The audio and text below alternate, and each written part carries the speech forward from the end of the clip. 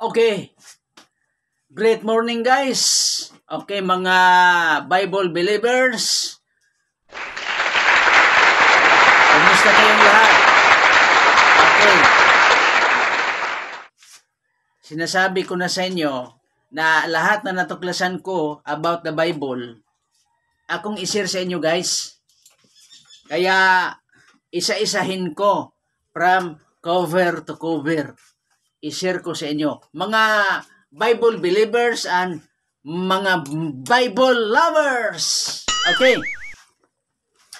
Ang pinakaunang basahon sa Biblia mao ang Genesis. Ano bang ibig sabihin ng word na Genesis? Ang Genesis, ang kahulugan niyan ay sa simula, sa sinugdanan. Okay, ang magsusulat sa aklat na yan ay si Moises. Moses. Okay, dayon gisulat niya ni didto sa dapit sa Kamingawan, wilderness. Ang dapit gisulatan ni Moises ining basahon sa Genesis. Dayon ihaning gisugdan og kubre atong 1667 BCE, before Christ era, or wala pa ang kumong panahon, WKP sa Visayan term. Onya, nahuman ni agsulat atong 1513 BCE. 1513 WKP, wala pa ang kumong panahon. Okay. Maunay brief history sa unang basahon sa Biblia nga mao ang Genesis. Ang ikaduhang basahon sa Biblia, guys, mao ang basahon sa Exodo. Okay, ang ngalan Exodo. Unsa bay kahulugan anang word nga Exodo? Pagpagawas. Okay, pagpagawas. Ang nagsulat ani nga basahon o libro si Moises gihapon. Og ang dapit nga gisulatan niya wilderness gihapon or Kamingawan.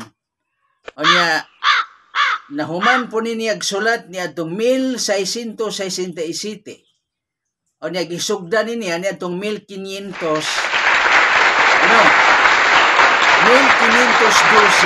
WKP ni nahuman.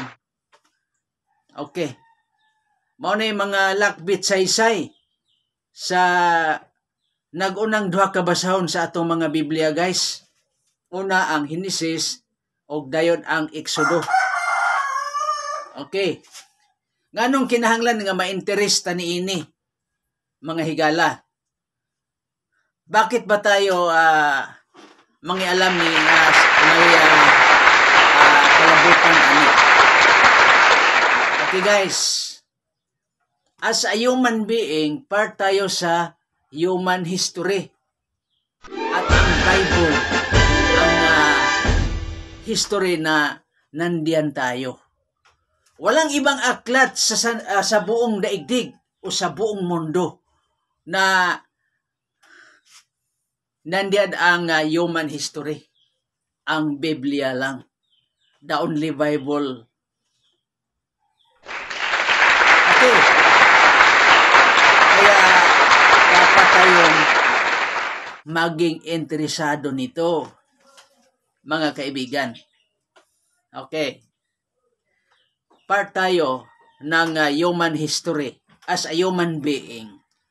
Pinaka-special tayo na part sa creation. At ang Biblia lamang ang dito lamang sa Biblia natin mabasa at makita ang human history. At marami pang iba na dapat nating matutunan dito sa The Holy Bible, guys. Okay. Sana Abangan nyo ang musunod pa na mga video na ang pangatlo, pang-apat, pang-lima. Ano ba nga mga basahon to? At saan ba sinusulat ni Moses?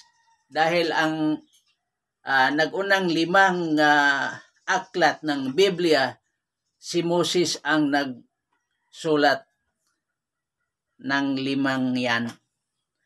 Okay. Kung saan, okay, abangan nyo sa susunod na mga video. Okay, mga Bible believers, mga Bible lovers, hanggang sa susunod, kita-kits tayo ulit.